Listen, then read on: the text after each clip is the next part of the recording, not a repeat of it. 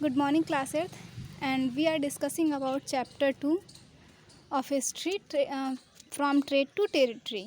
यानी कि हम इस चैप्टर में पढ़ रहे थे। प्रीवियस वीडियो में हमने ये पढ़ा था कि कौन कौन सी ऐसी कंट्रीज़ थी जो कि इंडिया में वो आए और उन्होंने अपना इंडिया के साथ व्यापार करना स्टार्ट किया, जिसमें कि पोर्टुगीज़, फ्रेंच, डच, ब्रिटिश, बहुत सारी कंट्रीज़ के लोग आए, जिसमें कि एशिया और जो है यूरोपियन कंट्रीज़ जो हैं वो मेनली यहाँ पर आकर के उन्होंने व्यापार किया था। तो आज का टॉपिक है अराइवल ऑफ ट्रेडिंग कंपनीज़। अब देखिए, ये जो ट्रेडिंग कंपनीज़ थी उनका आगमन जो था वो किस तरीके से हुआ, कैसे जो कि उन लोगों ने अपने यहाँ पर कंपनीज़ बसाना स्टार्ट किया, उसके बारे में यहाँ पर दिया हुआ है। तो देखिए, यहाँ पर सबसे पहले फिगर दिया वास्को डी गामा का, जिसने कि सबसे पहले जो कि डिस्कवर किया था, जो कि सी रूट के द्वारा इंडिया में आने का रास्ता जो है उसने खोजा था। तो इनके बाद जो है इसी रास्ते से जितनी भी ट्रेडिंग कंपनीज जो थी वो आई और उन्होंने जो है कि व्यापार करना यहाँ पर स्टार्ट किया। तो चलिए स्टार्ट करते हैं अपना topic. The routes from Europe to India was first discovered by a Portuguese explorer named Vasco da Gama. अब देखिए, जो फेमस रूट जो था यूरोप से इंडिया में, रास्ता जो था यूरोप से इंडिया में आने का सी रूट के द्वारा, वो सबसे पहले डिस्कवर किया गया था पुर्तगाली जो कि एक्सप्लोरर जो थे वास्को डी गामा, पुर्तगाल के रहने वाले, उन्होंने ही इसकी खोज की थी। He discovered the sea route to India through the Cape of Good Hope. उन्होंने डिस्कवर किया था सी रूट इंडिया से जो है केप ऑफ गुड होप जो था, जिसको हम केप ऑफ गुड होप के नाम से जानते हैं। यानी कि वहाँ पर जो है कह सकते हो कि वहाँ से जो है बहुत ज़्यादा जो कि व्यापार जो था वो होता था। The charter from the queen of England could not prevent traders from the other European countries from venturing into India। मतलब क्या था कि जो ब्रिटिश इंग्लैंड की जो महारानी थी, क्वीन ऑफ एलिज़ाबेथ जो थी, क्वीन एलिज़ाबेथ, उन्होंने जो है कि इस तरीके का कोई जो कि प्रिवेंट नहीं किया था कि जो है यूरोपियन जो कंट्रीज़ के अलावा जो है इंडिया में और कोई कंपनी जो है यहाँ पर रूल नहीं व्यापार नहीं कर सकती, ऐसा कुछ भी नहीं था।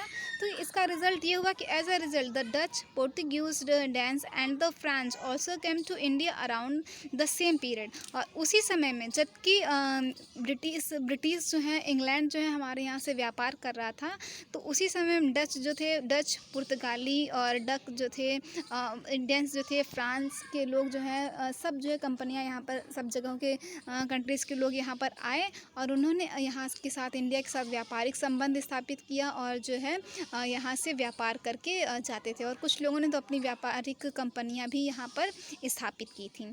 तो देखिए, they established their trading center in different parts of the countries, especially in the coastal areas। तो उन लोगों ने बहुत सारे ट्रेडिंग सेंटर जो है डिफरेंट पार्ट्स में इंडिया के अपने स्थापित किए, और मोस्टली जो है कोस्टल एरियाज़ में, क्योंकि वहाँ से जो है व्यापार करना जो है बहुत ज़्यादा आसान था। तो जो तटीय किनारे थे वहीं से इन लोगों ने व्यापार करना जो है अपना व्यापार जो है कंपनी स्थापित की थी। The Portuguese setup there base at Calicut, Cochin and Goa. The Dutch at Surat, Bharuch and Agra. The French at Chandinagar and Karikal, and the English at Calcutta, now Kolkata, and Madras, now Chennai. तो देखिए क्या था कि जो Portuguese थे, उन्होंने वो जब यहाँ पर आए तो उन्होंने अपनी कंपनियाँ जो स्थापित की थी वो तो कालीकट, कोचीन एंड गोवा में स्थापित की। डच ने सूरत, बरोच एंड आगरा में अपना व्यापार करना शुरू किया। जो फ्रेंच थे उन लोगों ने नगर से और कराकली, और इसके साथ साथ जो इंग्लिश जो थे यानी कि ब्रिटिशर्स जो थे, उन्होंने कलकत्ता, जिसको हम आज कोलकाता, और मद्रास, जिसको हम चेन्नई के नाम से जानते हैं, वहाँ से उन लोगों ने व्यापार करना अपना स्टार्ट किया था।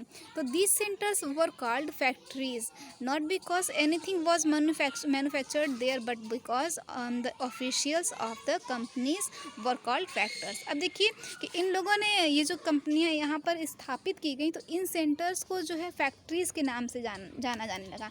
इसलिए नहीं कि वहाँ पर कोई सामान बनता था, इसलिए नहीं, बिकॉज़ क्योंकि वहाँ पे जो है ये जो ऑफिशियल्स जो थे कंपनियों के वो वहाँ पर थे, इसीलिए इसको फैक्ट्री सेंटर के नाम से जाना गया। This factories consisted of offices and godowns. अब ये जो फैक्ट्रीज थी इनमें जो है गोदान्स हुआ करते थे और ऑफिसेज हुआ करती थी। Most of them also had the houses of the officials and residential quarters for the merchants and traders who came from for trade. Over time some factories were fortified. अब देखिए ये जो इसके साथ साथ गोडाउन्स वगैरह के साथ साथ जो है बहुत सारे हाउसेस बनाए गए थे, ऑफिशियल्स बनाए गए थे और रेसिडेंशियल क्वार्टर्स बनाए गए थे, जो कि वहाँ पे मर्चेंट, वहाँ पे जो व्यापारी आते थे उनके लिए, ताकि वो वहाँ पर रह सकें और वहाँ से व्यापार कर सकें। तो देखिए यहाँ पर एक फिगर दिया हुआ है फोर्ट विलियम कोलकाता, जो कि यहाँ पर इनका रेसिडेंशियल क्वार्टर बनाया गया है उस समय में, जो कि यहाँ से वो लोग व्यापार करते थे रह करके। अब देखिए नेक्स्ट टॉपिक है ट्रेड राइवलरी। अब देखिए ये जो व्यापार जो था इसमें किस तरीके से होड़ मच गई कि सारी कंपनियां जो हैं अलग अलग कंट्रीज़ की आती थीं, तो उनके बीच में आपस में होड़ मची कि हमारा प्रॉफिट ज़्यादा हो और हमारे सामान जो है ज़्यादा बिके। तो देखिए India was famous for its high quality cotton and silk. India जो था सबसे ज़्यादा यहाँ पर यहाँ के हाई क्वालिटी के जो कॉटन थे, बहुत अच्छी कॉटन और सिल्क के लिए फेमस है, सिल्क और कॉटन, और इसके साथ साथ स्पाइसेस। ठीक है, spices such as cardamom, pepper, cloves and cinnamons too were in great demand across Europe. यानी कि और इसके साथ साथ कॉटन सिल्क के साथ साथ स्पाइसेस जो थे वो भी बहुत ज़्यादा डिमांड थी, जैसे कि कार्डमम, लौंग, इलायची, दालचीनी, इन सारे मसालों की जो है बहुत ज़्यादा डिमांड थी पूरे ऑलमोस्ट यूरोप में। Arrival of mercantile trading companies from many European nations meant there was more number of buyers for Indian good. अब देखिए यूरोपियन कंपनी जो थी वो यहाँ पर, व्यापारी कंपनियाँ जो यहाँ पर आती थी, तो उनका ऐसा मानना था कि जो यहाँ के जो स्पाइसेस हैं, यहाँ के जो सामान हैं, इंडियन गुड्स हैं, उनके ख़रीदार जो हैं वो बहुत ज़्यादा उनके देश में हैं।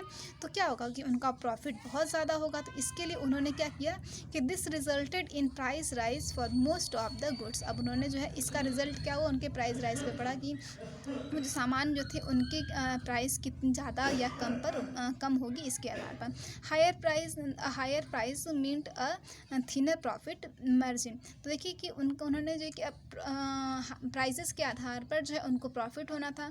तो क्या था कि जितनी हायर प्राइस होगी उनको उतना ही जो कि प्रॉफिट होगा। तो the only way to increase profit was by killing the competition and insuring a trade monopoly. अब देखिए क्या था कि उन्होंने जो है अपने प्रॉफिट को इंक्रीज़ करने के लिए उन्होंने ये एक वे अपनाया कि जो है जो कंपनियां जो हैं जो उनके साथ कंपटीशन कर रही हैं उनको पूरी तरीके से हटा दिया जाए, उस व्यापार से पूरी तरीके से उनको ख़त्म कर दिया जाए, हटा दिया जाए, ताकि जो है उन किसी के साथ कोई और ना रहेगा, ना कोई व्यापार करेगा।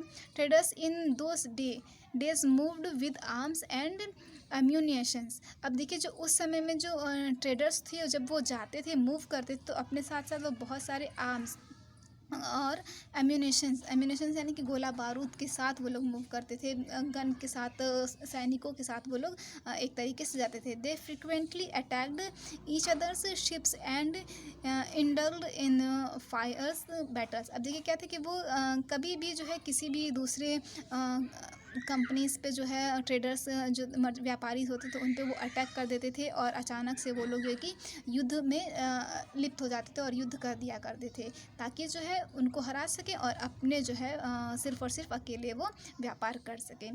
दे fortified their trading posts to protect them from enemy attacks. अब देखिए वो लोग जो हैं खुद को बचाने के लिए, इनसे बचाने के लिए भी बहुत सारे उपाय करते थे। This led to conflict with local rulers as well. Thus day by day it become difficult to separate politics from trade. अब देखिए धीरे धीरे जो था अब ये जो पॉलिटिक्स का जो था, ये जो व्यापार था वो धीरे धीरे डिफ़िकल्ट होने लगा।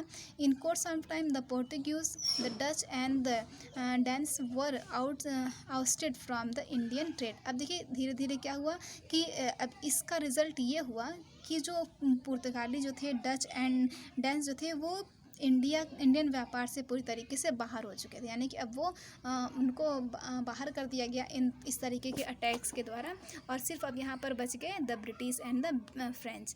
तो the British and the French become the key players dominating trade between India and Europe. अब बस सिर्फ और सिर्फ इंडिया में व्यापार करने के लिए ब्रिटिश और फ्रेंच बच गए एक तरीके से, और वो उन लोगों ने पूरी तरीके से इंडिया में अपना व्यापार जो है वो स्थापित कर लिया था।